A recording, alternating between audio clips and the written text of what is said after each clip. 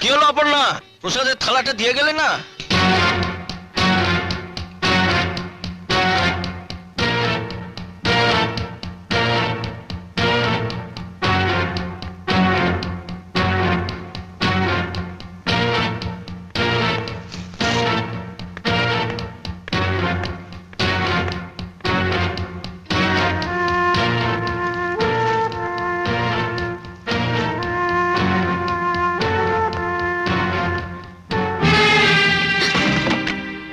বড়দাও তোমার কাছ থেকে ঠাকুরের প্রসাদটা চেয়েছিলেন,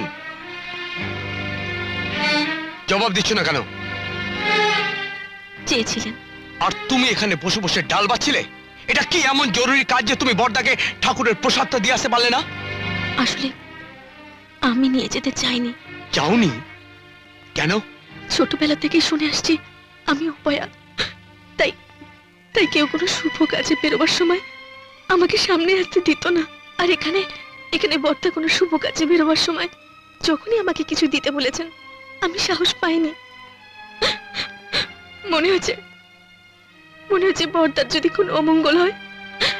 আজও আশীর্বাদের জন্য যখন মায়ের প্রসাদ চাইলেন তখন আমার ভয় হলো। মনে হলো আমার হাতে করে দেওয়া প্রসাদে ওনার যদি কোনো শুভ কাজ পণ্ড হয়ে যায়। তাই তাই